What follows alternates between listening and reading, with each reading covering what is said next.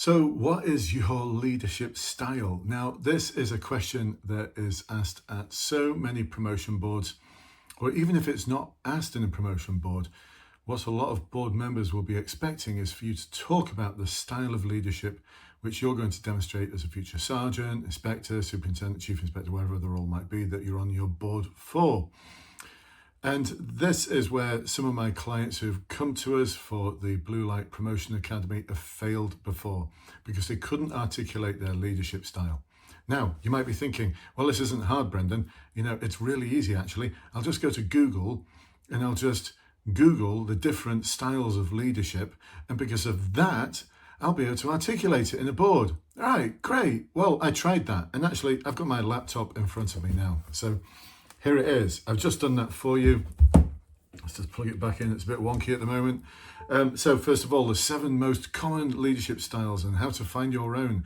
Autocratic, authoritative, pace setting, democratic, coaching style, affiliate style, laissez-faire style. Right, so are you all with me so far?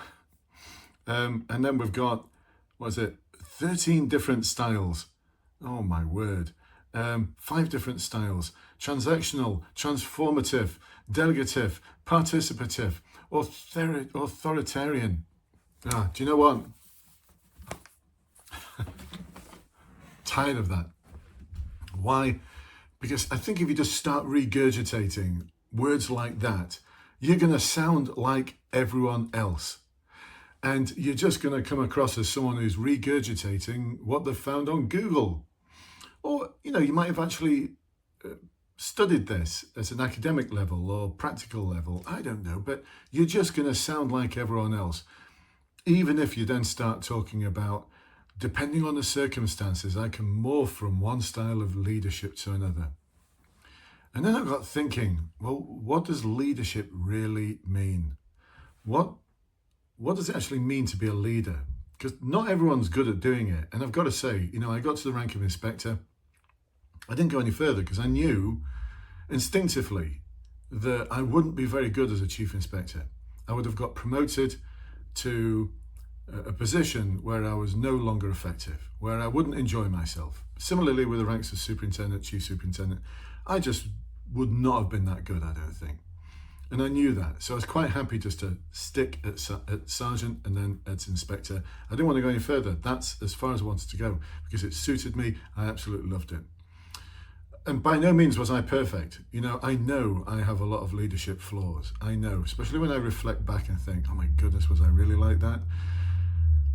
And then I reflect back on some of the awesome leaders I've had in my time. These are the people who you can remember. These are the names that 1 decade after retiring as a police officer, I can still remember their names. I can still remember certain conversations with them where I just sat back or walked out of their office and just thought, that was amazing. What an incredible individual. And so I started thinking about what leadership really is so I can be helpful for you in your promotion board ahead of you, so you can articulate things in a way that is going to have the board on the edge of their seats, have them sat there thinking, I'd be an idiot if I failed this individual. And that's what we aim for in our promotion academy. We want our candidates to be successful. Actually, we're invested in it because if they're not successful, we'll give them a full refund. I mean, can't say fairer than that, can you? And so we've talked about this in one of the webinars. We've talked about what leadership really is, what it really means, and how it actually deliver an answer around it, or how we would intertwine our leadership style and our ideas about leadership into any answers that we might be giving that could be tell me about a time when, or how would you deal with, or how would you whatever, forward-facing questions. And so I started racking my brains, searching the internet. Like I said, I came up with like 13 different styles, 7 different styles, the 5 things you must do as a leader. And actually, quite frankly, I just got really confused. I just thought, well, after decades of being a leader, I am now really confused. And then I started looking at the business world, thinking, can I pick up some ideas from there? And actually, some of the ideas I'm going to present to you today were formulated mostly from the business world, not from the police world, and not from 7 lists or 7 styles or 13 different ways or 5 different ways or whatever it might be. I mean, I can't even remember them, like transactional, transformative, authoritarian. dictatorship. No, that wasn't there, was it? We don't do dictatorship. Laissez-faire, great. All academic, great stuff, but practically, it's not going to work. So I listened to this guy who I find him quite interesting, actually. He's got a podcast. His name is Alex Hormozy, and he talked about 3 different aspects to leadership. And so I thought I'd share those with you. And I call this the love triangle of leadership. And so what I've done is I've taken what he said about leadership and put it in the context of policing for you. This is a guy who, he's a multi-millionaire. He's an incredibly successful business person, and he's not even in his mid-30s yet. So I've always had this thing that if I'm going to learn something about a particular skill or behavior or value, I want to learn it from people who actually are good at that skill, behavior, or value. I don't want to learn it from someone who is really good at researching it and who is good at regurgitating it, but actually hasn't lived the live and done the grind. And when I say like live with the grind or been on the front end and done the grind, done the reps, I don't say that as a bad thing. Just doing the reps, doing the grind, being out there on the front line, being out there in a supportive role, in a specialist role, but just doing as much as you possibly can, giving 120% without being asked to do so. That's the grind. And I loved it. 99.9% of the time, I loved being a police officer. 0.1% of it wasn't very good. I didn't like it, but look, I can live with that. I've got to be honest, towards the end of my career, I started falling out of love a little bit with the police service, but I think that was because of the environment around me. So I'm going to talk to you about the love triangle of leadership. All right, let's dive in. So the first part in this triangle, and this is 3 things that I think absolutely need to be there in order for you to be a good leader. First one is respect.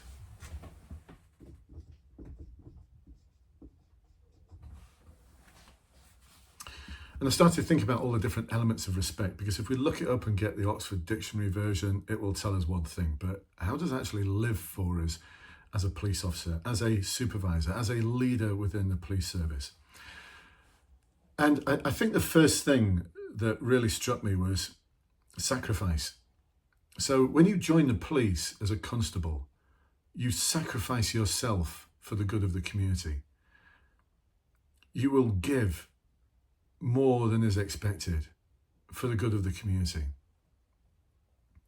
When you get promoted, your community changes. Your community is now your team, and how your team operates will impact on how they sacrifice and present themselves to the community. Does that make sense? And so we've now got a new community. And so I think the first way of getting respect is, are you the sort of person who will sacrifice yourself, give of yourself for the benefit of your team? Not to make yourself look good, not for anything else, not to hit targets, but to sacrifice yourself, give of yourself, give 120% without being asked to do so for the benefit of the team. And not just every now and then, but consistently. And I think this is something that's really required. Do you consistently give of yourself without being asked to do so, sacrifice yourself for the benefit of the team, for the benefit of the group that you're working with? Do you consistently put them first? This is one of the ways to earn respect. And it's tough. I know this because I reflect on the teams that I've been so proud to have been in that my heart bursts with pride whenever I think of them. And I also think of the teams where I just don't think I was a good fit as a leader. I don't think I was a good leader for them. I've apologized for that. When I left one team, I actually apologized and said, one of the reasons why I'm leaving is because I just don't think I'm a good leader for you in this position, in this specialist area. It's just not for me. But I did my best, but it wasn't good enough. So find the niche where you are so happy to give that 120% without being asked to do so, to sacrifice yourself, that actually it doesn't even seem like sacrifice, but it is. It is when you reflect upon it. And so what does that look like? I think part of that as well is demonstrating that you're prepared to do the things that you're asking others to do. So when I look back at the team that I was most proud to be part of, and if there's any of you listening, you know, I loved you all. I seriously loved you all, every member of the team. I love being part of the team. My heart bursts with pride, and I get emotional even just thinking about it. The times when, you know, one of my officers, I just overheard that they were going to do a covert recce on a house that they were planning a warrant for, and they were going to be out there at 4 a.m, and you know, people wanted to join him, but they just couldn't because of this, that, the other appointments. So I spotted it, and I got up at 3 a.m. I got to the station for 3:45, and off we went. The two of us crawling around someone's garden, planning doing the recce for the warrant that we're going to do the next day. And I turned up. You see, the thing is, I'm turning up to show this authentic interest, and it was authentic because I can still remember it, and I can still remember the joy of finding the asset within the house. We were using some tracking equipment. That's subject of another thing. We were using some tracking equipment, and we located the asset that we wanted to track down into a particular room, and that's what we wanted. We wanted to be able to get in quickly, get the asset, secure it, and make sure the evidence was sound. And so we had to make sure it was the right house first, because we could geolocate it to a certain number of houses, but we had to make sure it was the right house. Hence the covert recce. And we had to take a look at the door. You know, what does the door look like? How are we going to get in? Is it reinforced? We're going to do window entry, all of those kind of things. Yeah, so I gave of myself, I put myself first, and actually it was really enjoyable. I loved it. I loved turning up at the warrant the next day and thinking I was part of this. Not just that I enabled it to happen as a leader, but I was actually part of it. So you can't do that all the time though. But whenever you can, consistently put the team first, turn up, show an authentic interest, and help wherever you can. So the amount of times I've put the gloves on at a search warrant and said, I'll do the bin. If no one else is going to do the bin, I'll do it. As long as someone else does a U-bend in the toilet, but I'm not doing that one, but I'll do the bin. Because actually the bin is where you're going to find all the cool stuff. The bin is when you're going to find the notes that have been made, the scribbly notes, the telephone numbers, the bank statements to the bank that you didn't even know they had an account with, all the cool stuff. So being consistent in that respect, I think that's a big part of the respect story. All right, more about that another time. So, but like I said, be consistent, and be consistent with the small things, because they're not small things. The small things are actually the big things. Right. What do I mean by that? I remember once being at a party, and I was speaking to this young woman. I spoke to some young women before I met my beautiful, gorgeous wife, who I've been married to now for over 2 decades, happily, very happily. But I was, trying to get friendly with her, and this guy came in and he sort of butted in a little bit, and he's like, "Oh, you're a sergeant, are you?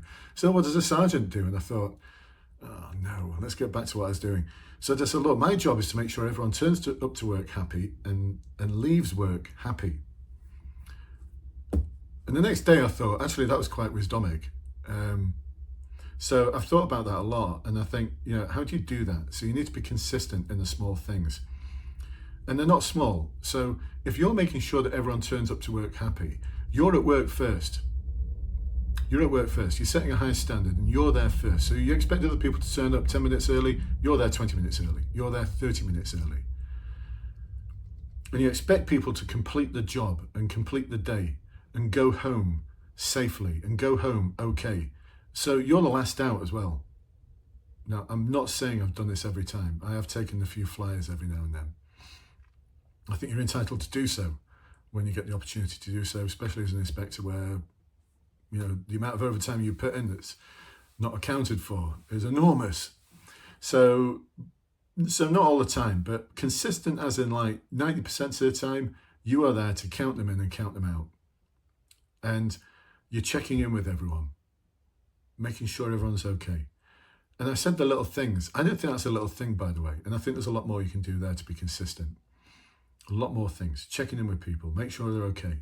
This is their very basic needs. Are they okay? And when they leave work, are they okay? Are they coming to work happy and leaving work happy? If you can get that right, everything in the middle is probably going to work out, you know. It really will. All right, third one. You're going to mess up.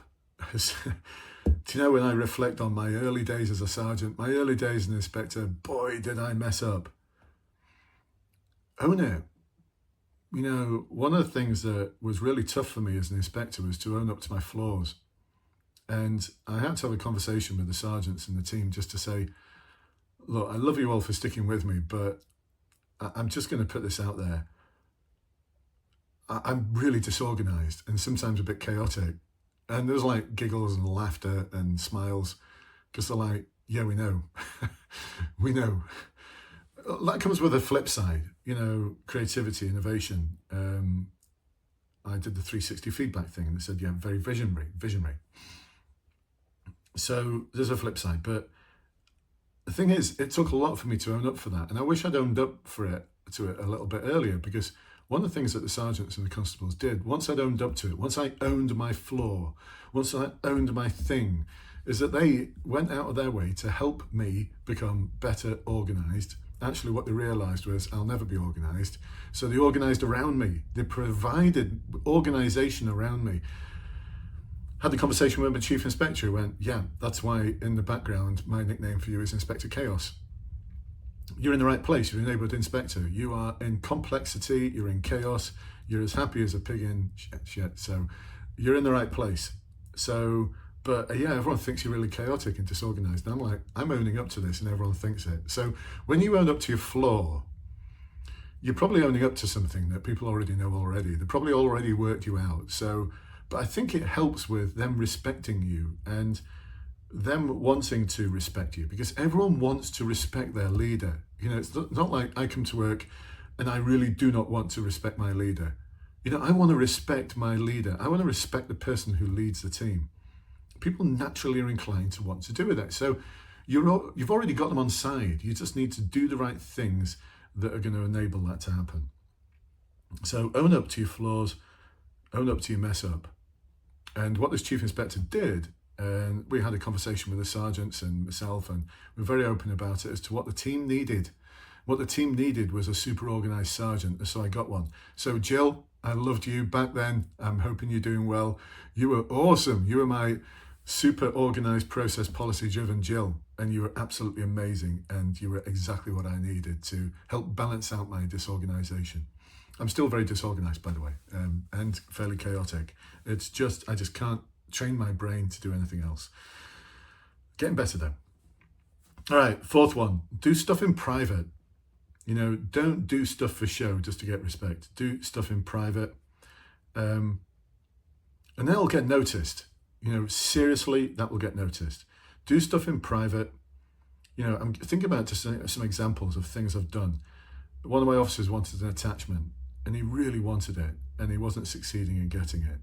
And so I liaised with the inspector on that team, and we managed to work it out. We managed to work out an attachment. It wasn't the attachment he wanted, but it was the one that we managed to get. So it was good enough. It wasn't best, but it was good enough. Helping him with his career. And it wasn't me that told him that he got the attachment. It was the other inspector.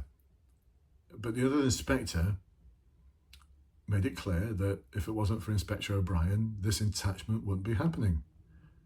So I could have gone to him and said, hey, do you know, I've got that attachment for you. Aren't they great? No, I wouldn't have said aren't they great, but you know what I mean, don't you? Just sort of, why are you telling them? Why are you feeling as though you need to have this public display of how good you are as a leader or how great you want to be, or why do you need to do that? So I'm not sure whether that's needed, because the respect came from, you know, the thanks came to my office. Can't thank you enough, boss. It's just, I just didn't even know you're doing that on my behalf. I said, right, it's great. You know, so pleased we could organise it for you. Just as long as you come back and, you know, when you come back, share some of the learning and just see what you can do to make us a better team. Yeah, I'll do that. Fantastic. Great. Got the respect. Negotiate their annual leave for them. You know, whatever the little thing might be. These might be little things that happen every day, but they're big things to the individual. Big things to the individual. I'm going to come to why that's so important in a moment. So negotiate, plan, arrange, enable things for people behind their without them knowing, not behind their backs, but without them knowing. Because you don't really need to massage your ego, do you? Massage your ego by saying, hey, look at me, I did all these awesome things for you. Let other people blow your trumpet for you. And I think that will get you respect as well. Fifth thing, listen, be consistent in holding yourself to a really high standard. I mean, seriously, a high standard. You know, if you can't set a high standard, they won't. Full stop. I don't mean just in the standard of your dress, but in the standard of your behavior. It seriously has to be at a level which is super consistent with the requirements of the organization and ultimately what the community would expect of you. So you have to set yourself that higher standard. Your language and the way you behave has to be absolutely to the highest of ethical standards. Because if it isn't, they are the mirror that will reflect. You are the mirror that will reflect back. They will watch that behavior and they will emulate it. Because if the sergeant says things like TJF, and we all know what that means, if not, then ask in the comments, send you a private message, I'll let you know. As soon as you start saying that, you're going to find that they're going to say it as well. As soon as you're sloppy with something, they'll be sloppy with something. They'll be a reflection of you. So the highest standard, and that's tough. You know, that is tough to be consistently demonstrating the highest standard. Not just at work, but in your personal life as well. You know, when you turn up for works, are you that standard or do you become someone else? How you behave towards your family, are you consistently being of that higher standard in everything you do? And if you're thinking that's really hard, yeah, it is. You know, welcome to leadership. It's the reason why everyone isn't a leader. It just doesn't suit everyone. So, all right, I hope that makes sense. You know, I don't want to, oh God, it's like 22 minutes in. Come on, get a move on, Brendan. I call it the love triangle of leadership because I think at the top comes love. You know, do you love what you do? Do you love your role? I don't think you can be a good leader unless you absolutely love your role. And that takes work. You know, any relationship where you love the other person or other thing takes work. Just as any relationship, marriage, friendship takes effort and time, I think it's the same thing for finding ways to love your role. I loved being in the police. I mean, honestly, I loved being a police officer. I wasn't sure whether I was going to when I first joined, especially when I got told by my sergeant I'd never make a police officer as long as I had a hole up my someplace. Saying that sergeant didn't know what he was talking about because he got dismissed, told two other people they'd never make police officers. They became chief constables. One of them, Andy, is now HMIC, Andy Cook. So, you know, don't let other people tell you what you can and can't do. There's the lesson there. So do you love your role? And I think that's really important because once you love your role as a leader within a team, you can start really demonstrating that love for the team, the love for the team, and then love for the individual. It's your role as a leader to nurture the team. It's your role as a leader to nurture those individuals. And I think it's a special kind of love. I don't mean love like with my wife. You know, I've heard this phrase before that, you know, there's a big difference, isn't there, between I like my wife and I love my wife. There's a big difference, isn't there? I like my team versus I love my team. I love being part of it. I can't even say it without putting emphasis on it, can I? There's a big difference, isn't there, between, yeah, I like my team. No, I love my team. My goodness. I love working with my team. I love my job. I love my role. I remember once waking up in the morning and telling my wife, listen, I love this so much, I'd do this for nothing. And my wife like, don't get ideas, we've got a mortgage to pay. So, do you act in their best interests? You know, can you put your heart on your hand and say, I consistently, and I use that word a lot, I consistently act in the best interests of my team and the individuals within it. And this phrase that I loved that Alex used in his podcast, and he said, look, there's a big secret here. The best way to, the secret to have the best interests of an individual in mind is to actually have the best interests of that individual in mind. That's the secret. It's not complicated. So when you're making a decision about an individual or making decisions about an individual, whether it's with them, alongside them, for them, before they even know about the decision, or with other people, ask yourself this question. Am I acting in the best interest of this individual? Am I acting in the best interest of this individual? And I don't think this is just about bending over backwards for individuals to please them all the time. That is not what it's about. Sometimes the love might have to be tough. And so I'm reminded of a conversation I had this week on a site visit with one of our promotion candidates.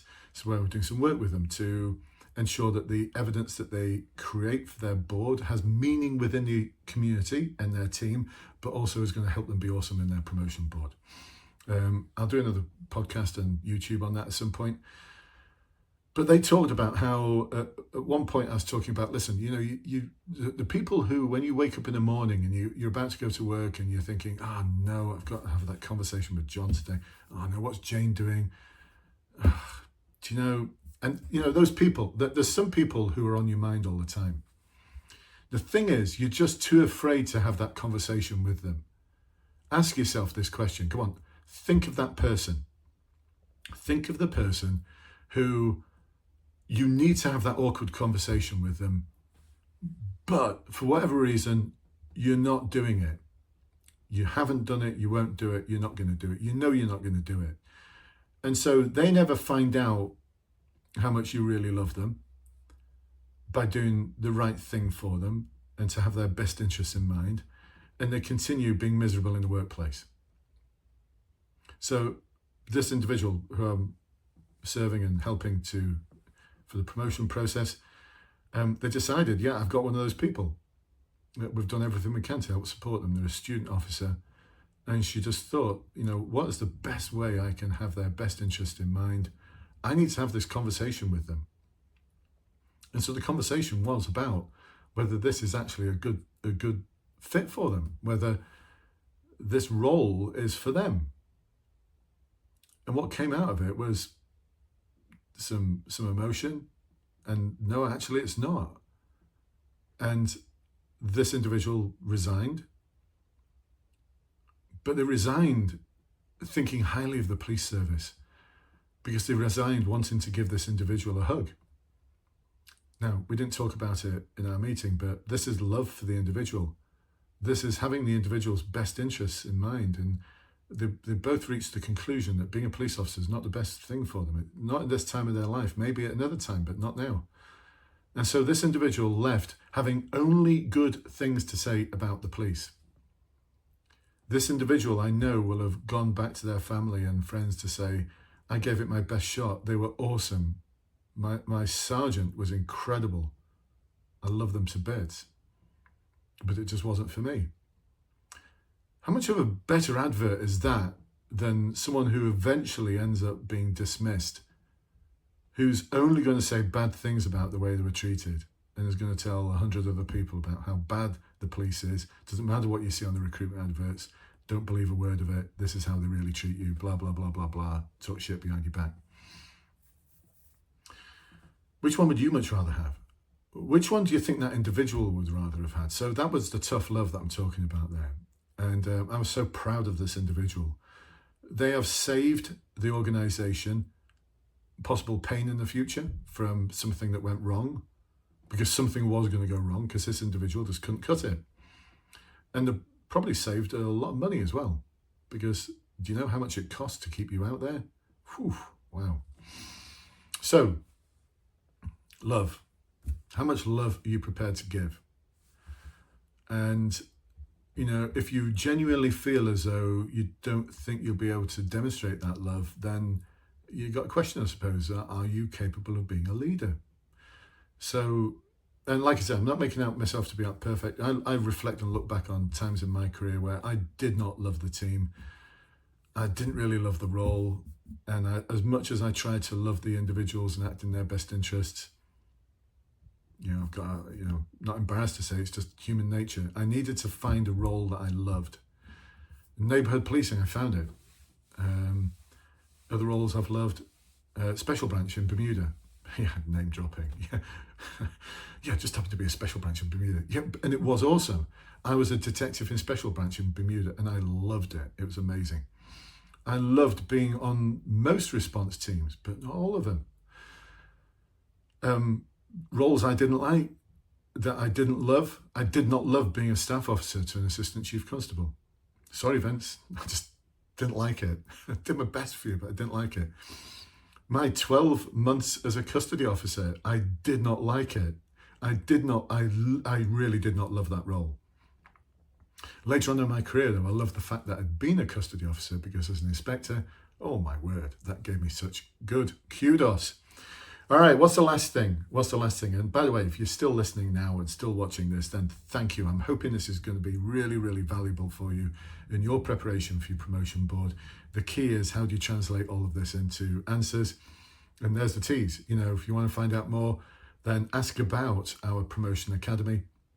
This is where we help you to plan, prepare and practice for your board, so you can perform on the day, and so we can guarantee the result for you, so you will succeed. If you don't, we invest back, you get your money back. All right, we do have a service to sell, but we don't sell it to everyone. It's got to meet your needs. Just because you're breathing doesn't mean to say we're going to sell it you. We are not like that. There's only a few of us. We just do not have the time for lots of people, and it's the way we love to work. You hear that? It's the way we love to work. We love to work. And actually, in Bluelight, I'm hoping this ethos exists, because one of the things I've said to everyone is that, you know, in the team, is that if at any moment you don't feel that working for Bluelight is not amazing, if you don't love what you do, please let's have that conversation, because it means we're falling out of love. It means that I might not think you're amazing, you don't think I'm amazing. And there comes another part, you know, beyond the tough love, which I think is a kind of love still, and I'm going to call this compliance.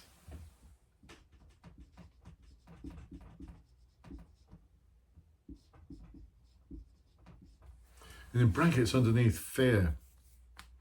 I don't like the word fear, though. I mean, I don't think we should lead by fear, but I do feel as though you have to demonstrate that you are prepared to have teeth and to be accountable and to make the tough decisions at times.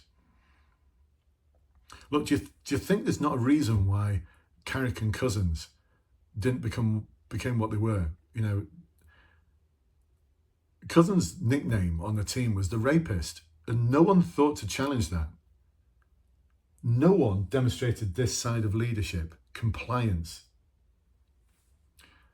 Carrick, his nickname was Dave the Bastard. No one thought to challenge that behaviour.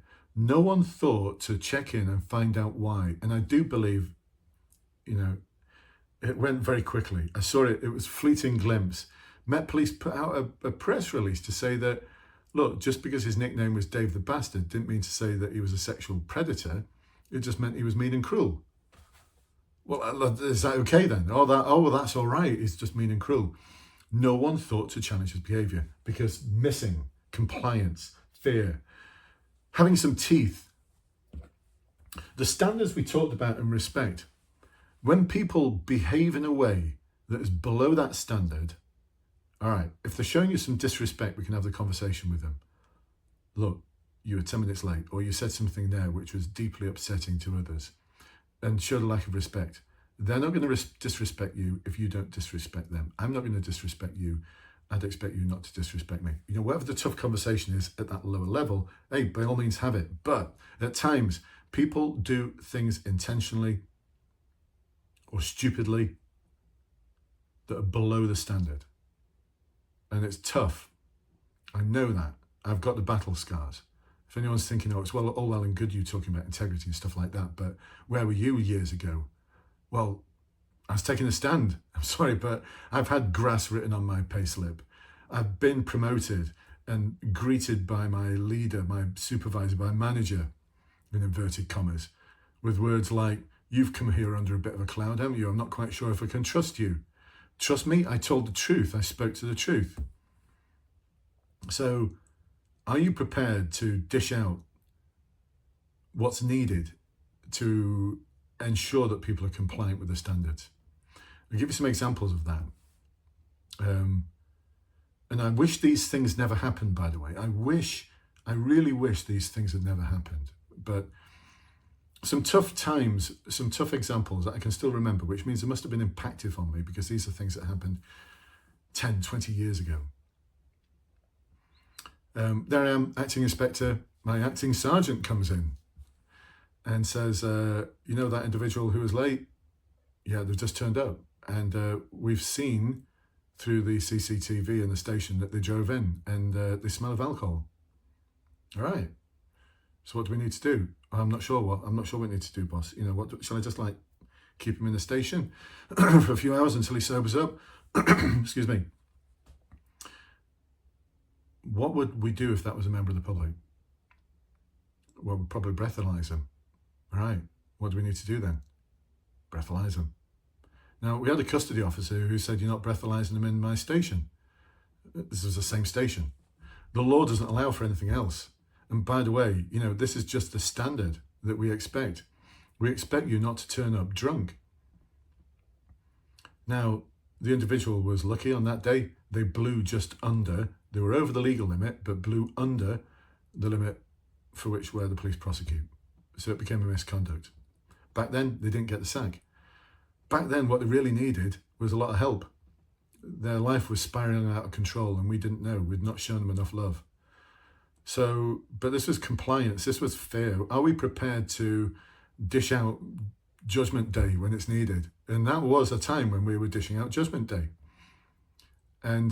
But that's, you know, we think about it now. Back then, there was no code of ethics, but it was just the right thing to do. Now, I don't know, what would you do? Genuinely, what would you do? I'm quite sure that that response is not the automatic one. I'll put money on that, actually. So to what extent are you prepared to have teeth? Or what extent are you prepared to hold others accountable for their behaviours? To what extent are you prepared to dish out some Judgment Day if it's needed? My old team that I loved dearly, there was 2 officers who just did not seem to share my vision for what I believe the team should be and a direction we should have been going in, and gave them every opportunity to join that vision. And they kept saying, I don't believe what you're doing is right. Great. You're not going to be on my team.